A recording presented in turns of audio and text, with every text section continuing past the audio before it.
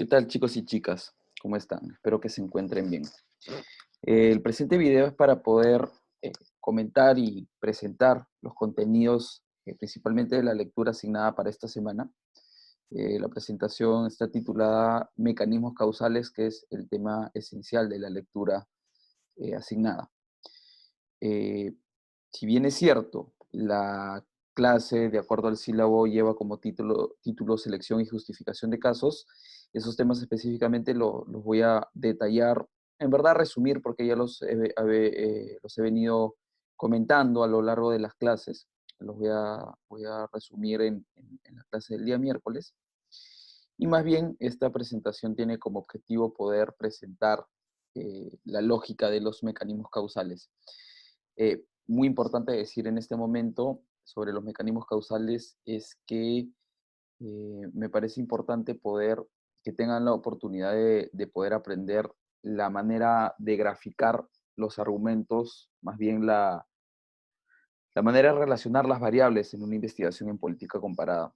Me parece que es una herramienta sumamente útil que les puede permitir organizar en general cualquier tipo de investigación, sobre todo cuando estamos haciendo una investigación en política comparada, que busca encontrar la relación entre dos variables. Principalmente de causalidad, no necesariamente es la única forma de relación entre variables, pero va a ser una de las esenciales, ¿no? Considerando que la política comparada es la disciplina que se pregunta básicamente por qué sucede un fenómeno político y no otro, o por qué dejan de suceder estos en general.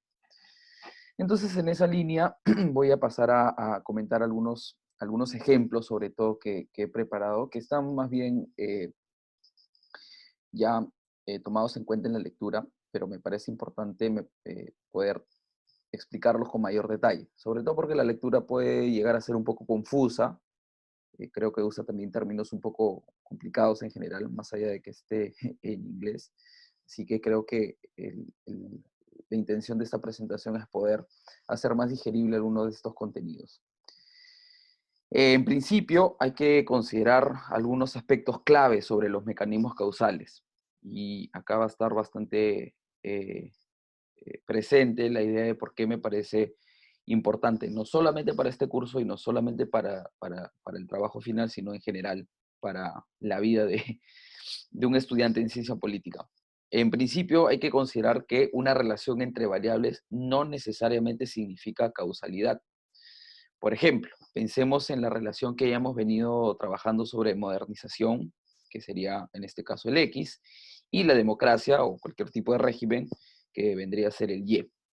Puede haber una relación y la teoría de la modernización la propone, pero lo que no sabemos exactamente es cómo es que exactamente X opera en Y. ¿Qué es lo que tiene X que hace que Y suceda? ¿Qué activa? ¿Qué gatilla? ¿Qué abre? ¿Qué es lo que hace exactamente ese X para que Y suceda? ¿Por qué? Como dice la diapositiva, ¿por qué X tiene un efecto en Y? Perdón. Entonces, en ese sentido, el mecanismo causal, abreviado como MC, busca identificar cómo es que X produce, genera, abre, permite la ocurrencia de Y. No la existencia de la relación causal, sino cómo es que específicamente vamos a partir de una variable independiente, ¿no? De la X, y vamos a terminar con Y. Algunos mecanismos causales, o más bien los mecanismos causales van a ser suficientes para poder explicar resultados, y los mecanismos causales también tienen una particularidad específica, que nos pueden ayudar a explicar la prevención de resultados. Es decir, pueden haber mecanismos causales que no solamente nos ayudan a explicar por qué ocurre un fenómeno, sino por qué no ocurre. Eso va a ser muy interesante también.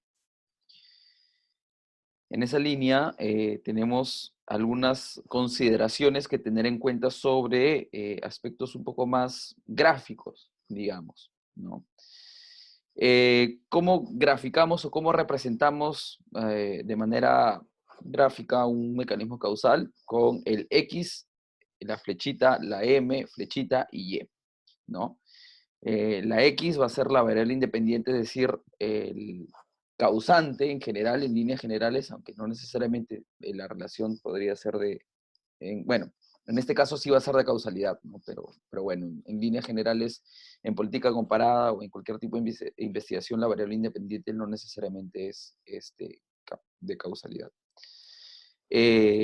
La variable independiente produce el resultado Y mediante algún mecanismo, ¿no? Como ya hemos venido conversando durante las sesiones pasadas, y justamente lo estaba retratando con la teoría de la modernización, lo que ahora nos va a tocar ver y profundizar es exactamente cómo se compone esta M, cómo se compone este mecanismo, esta máquina, no sé cómo ponerlo en términos gráficos, pero pensemos, por ejemplo, en una fábrica, ¿no?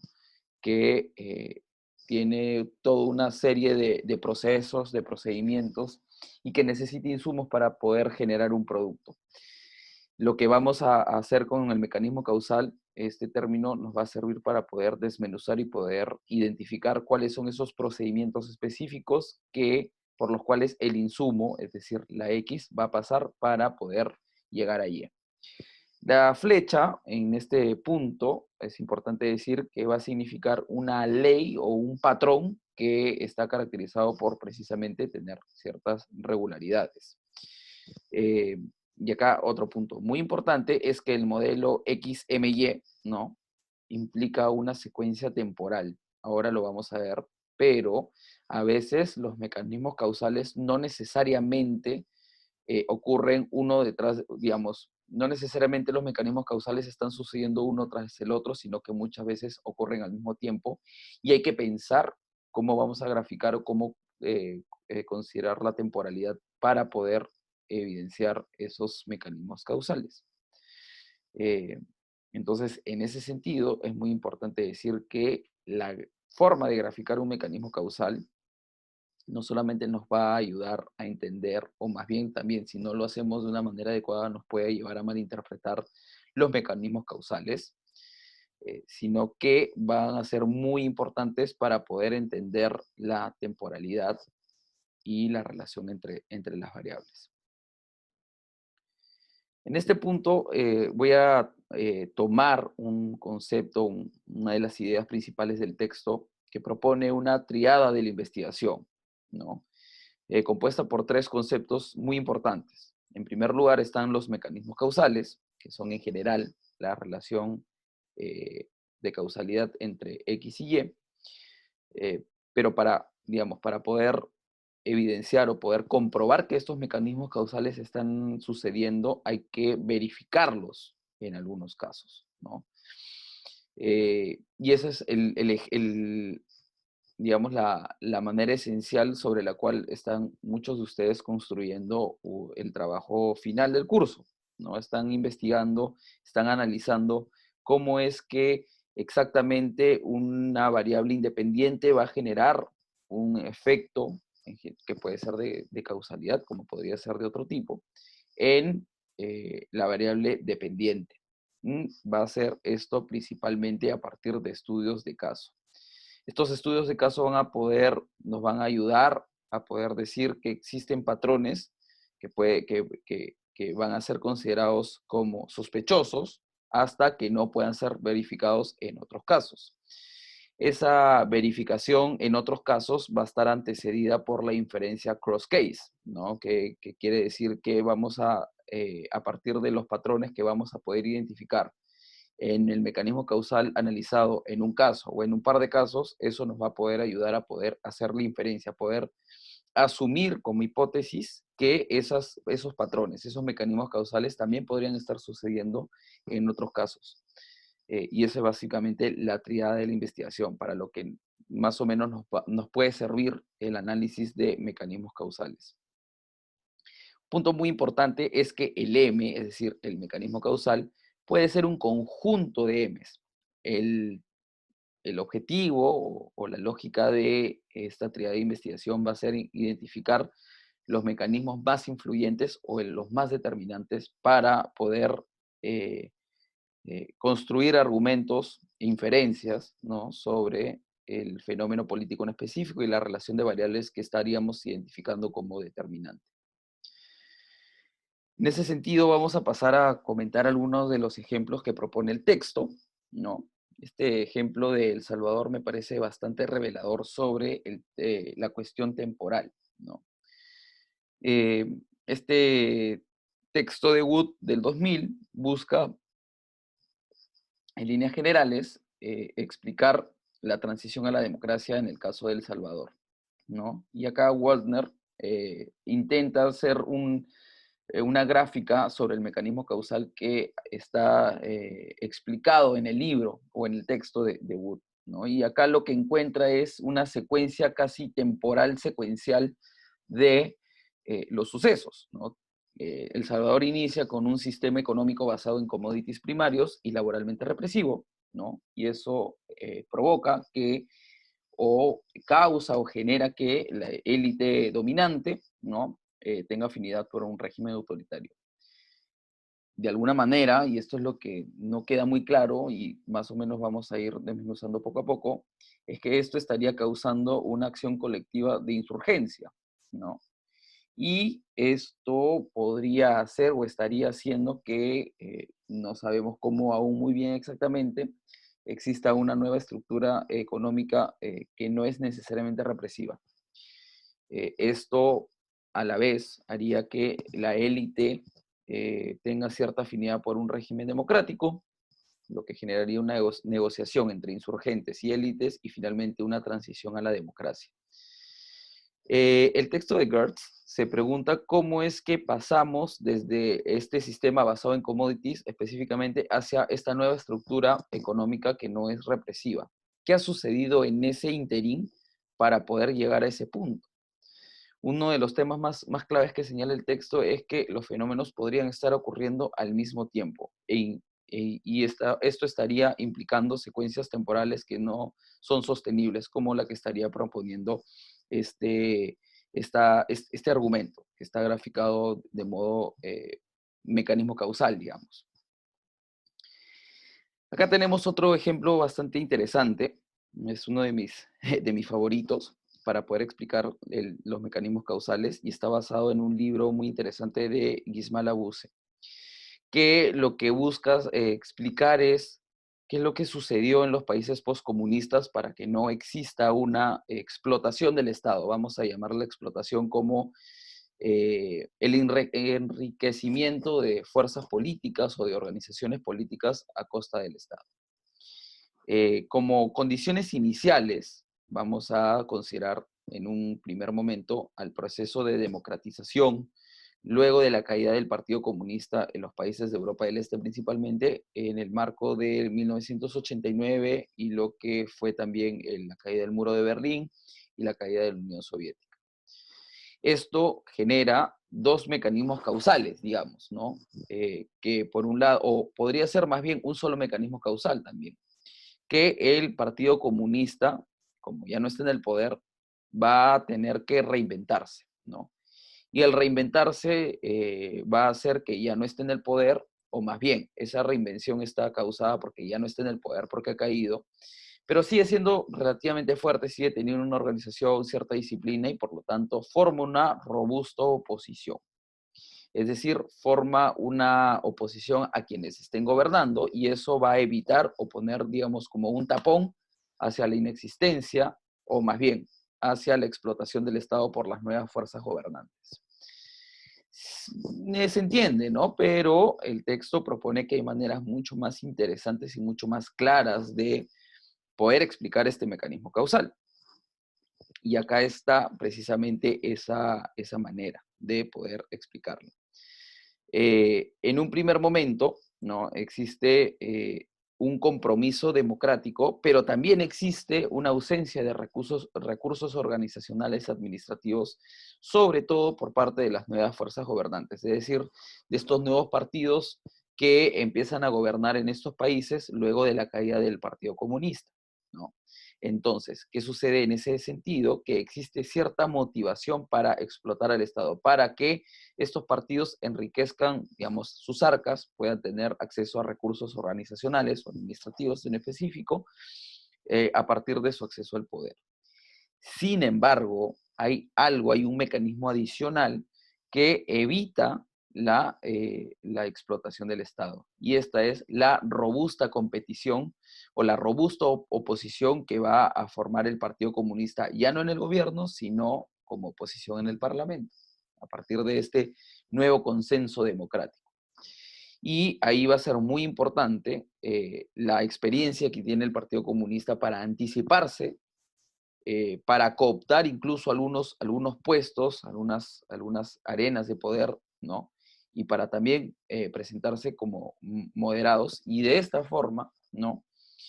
El gobierno tiene mayores restricciones, los nuevos gobernantes tienen mayores restricciones para enriquecerse del Estado, ¿no?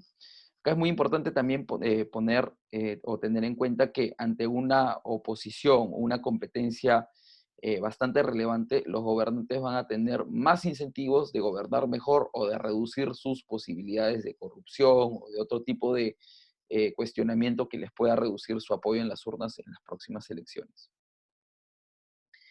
Acá tenemos otro ejemplo que vincula la desigualdad económica con la transición a la democracia, ¿no? Y tenemos un primer ejemplo en el cual la desigualdad económica está relacionada por razones que podríamos considerar a priori como de causalidad con la transición democrática. Sin embargo, no queda muy claro cómo exactamente vamos a llegar a la transición democrática a partir de la desigualdad económica. Podríamos pensar que la desigualdad económica va a gatillar o va a abrir un conflicto distribucional, no, va a haber un conflicto entre, podríamos pensar, entre clases populares contra clases medias o clases altas, y eso generaría una necesidad de una transición a la democrática partiendo de la premisa que nos encontramos en un régimen autoritario con una profunda desigualdad económica. Podríamos pensar también que hablar de un conflicto distribucional incluso sigue siendo muy amplio y no queda muy claro cómo exactamente ese conflicto distribucional genera exactamente que existe una transición a la democracia. Y acá está el ejemplo C, que es lo que trata de desmenuzar cómo es que exactamente se está dando esta causalidad. Podríamos pensar que, en primer lugar, la desigualdad económica va a generar afectaciones en la población y eso, a su vez, va a generar movilización social. Imaginemos una profunda situación de protestas sociales. Eso podría ser o podría generar que las élites llegan a ceder por la movilización social y eso genera una transición democrática. Incluso podríamos pensar que estos tres mecanismos causales o tres componentes del mecanismo causal parecen estar sucediendo al mismo tiempo cuando más bien podrían estar sucediendo de manera secuencial, ¿no? Más bien, las afectaciones por la desigualdad van a generar a su vez movilización social.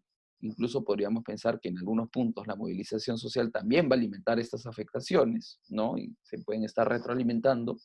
Y eso en su conjunto podrían generar que las élites lleguen a ceder.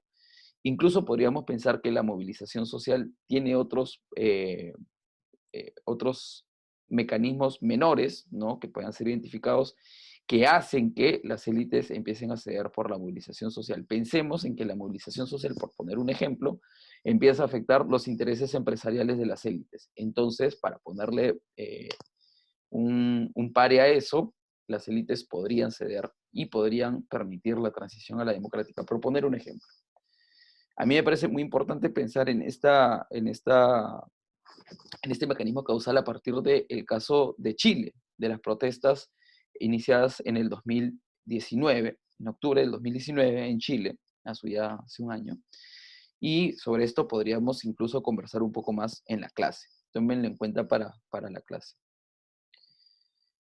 Finalmente, les traigo un par de ejemplos un poco más cercanos probablemente a nuestra realidad.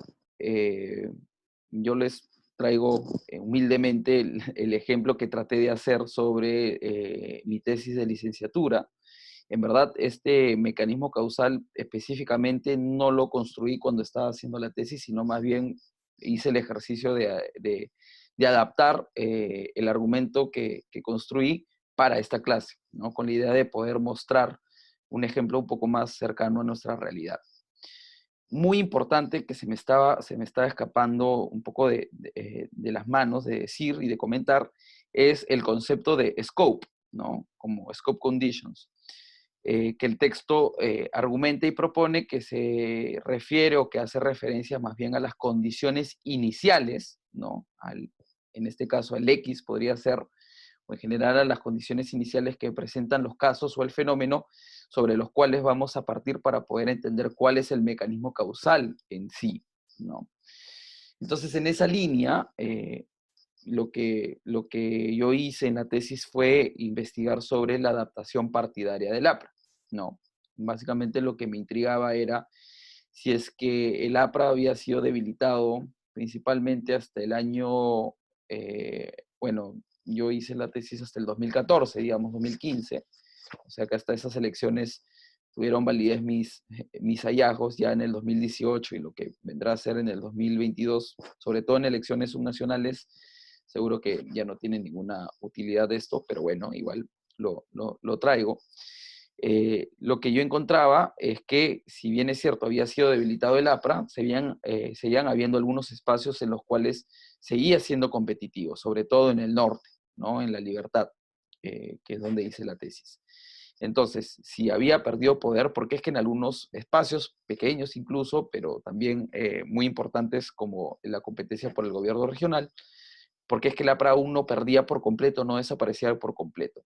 Y lo que yo encontraba es que en esos espacios donde el APRA aún se mantenía vivo, eran donde el APRA se había adaptado, digamos, había cambiado ciertos patrones, ciertos comportamientos para poder enfrentar estas nuevas coyunturas políticas. Entonces, ¿qué es lo que encuentro yo? Que en el APRA se podía identificar a nivel subnacional una dinámica interna de mediana democracia y horizontalidad, es decir, que existían las posibilidades de que puedan surgir ciertos liderazgos contrarios a los tradicionales, ¿no? Y que son precisamente los liderazgos tradicionales los que se ven más bien apabullados por Alianza para el Progreso y Acuña, principalmente.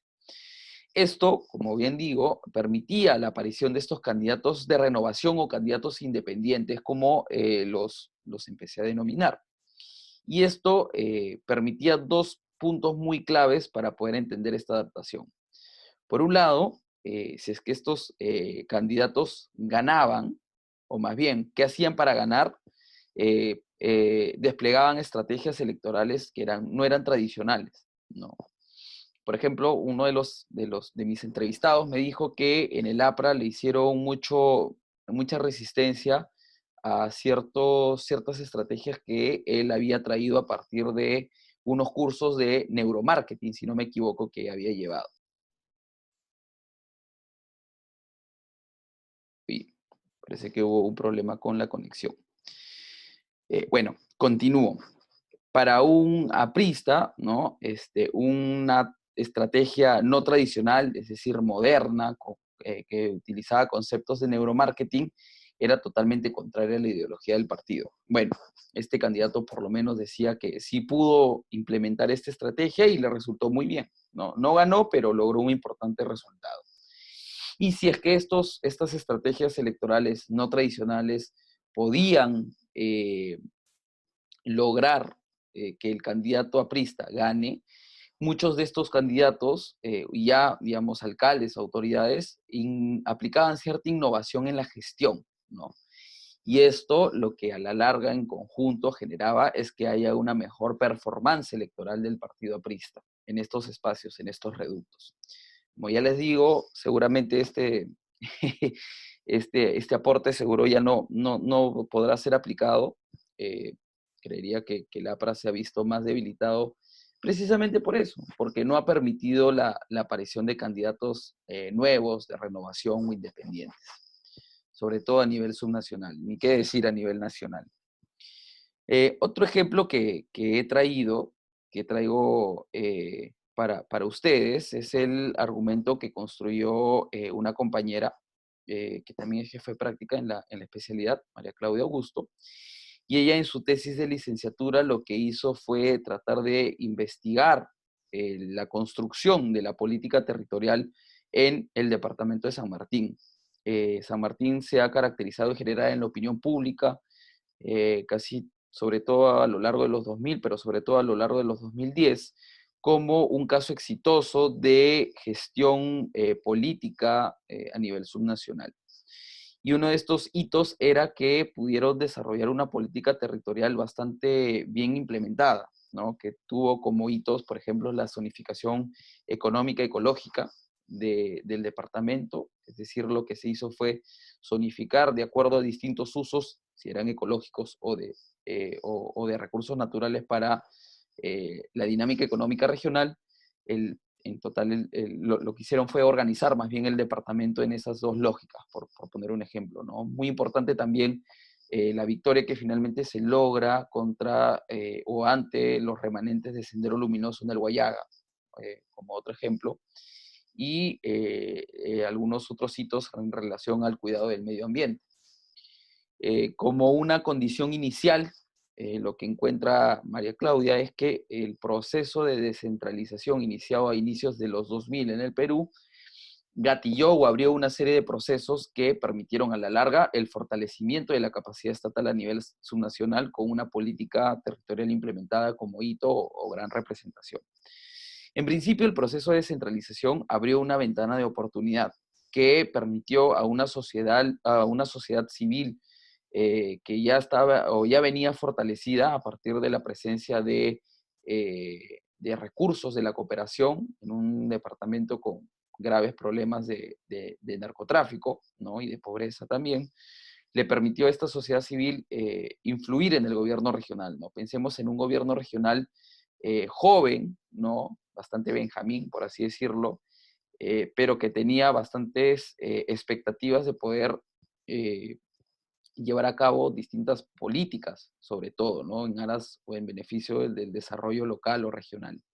Entonces, existía una nueva institución sobre la cual la sociedad civil fortalecida en este departamento podía influir y de hecho lo hizo. Asimismo, también esta sociedad civil fortalecida en el departamento de San Martín había permitido la conformación de una capa de profesionales o de burócratas, por así decirlo, que entraron a trabajar al gobierno regional y que ya venían trabajando en la región durante mucho tiempo, y eso hizo que tengan bastantes oportunidades de poder implementar lo que ya venían trabajando desde la sociedad civil. Y finalmente, también muy importante decir, es que con un gobierno regional, ¿no? Con una nueva institución que se daba en el marco de la descentralización, pudo surgir un liderazgo político que brindó estabilidad a las políticas. Y ahí este liderazgo político estaba representado por César Villanueva, ¿no? Esto permitió en su conjunto que se pueda fortalecer la capacidad estatal con esta política territorial implementada.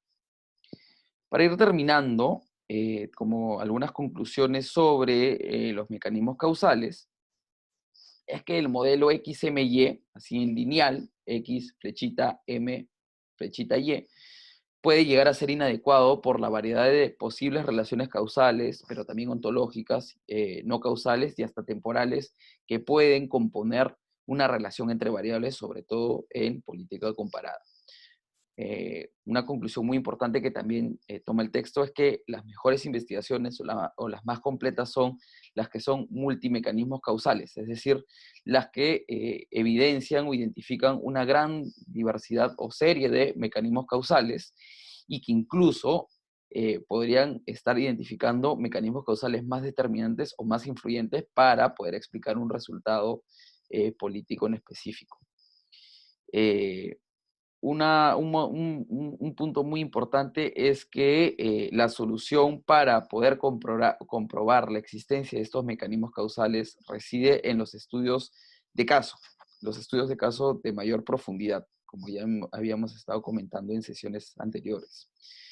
Eh, la triada de la investigación, es decir, la combinación entre el estudio de caso, el mecanismo causal y la inferencia entre casos, ¿no? Nos permite identificar como los más influyentes, ¿no? En relación, por ejemplo, al segundo punto sobre que las mejores investigaciones, o las más completas por lo menos, podrían ser las que toman en cuenta o las que identifican una gran variedad de mecanismos causales en los casos, que además de eso identifican a los más influyentes. Y un punto muy importante que está en relación a que está relacionado a lo que vengo diciendo es que es muy importante determinar si es que los mecanismos causales que se están investigando son alternativos o si son factores de un solo mecanismo causal o si uno es más importante que el otro o más influyente que el otro. Eso va a ser muy importante y creería que no hay una respuesta única, sino que va a depender más bien de cómo lo justifica cada uno en cada investigación que pueda emprender. Eh, bueno, eso sería todo por hoy. Bueno, por lo menos en el video. Ya seguro que podríamos ir discutiendo un poquito más en la clase del miércoles, en la que no solamente les explicaría un poco más también sobre, sobre la selección y justificación de casos, sino también sobre, y más que todo en relación a la segunda entrega, porque ya después de esta semana toca el parcial, y después del parcial, la primera semana después del parcial, es decir, de la segunda parte del semestre, ya tendrían que presentar el trabajo, o bueno, la segunda entrega del trabajo. Entonces, aprovecharé para poder explicarles con un poco más de detalle los contenidos que se esperan en esa segunda entrega. Espero que se encuentren bien y ya nos estamos viendo el día miércoles.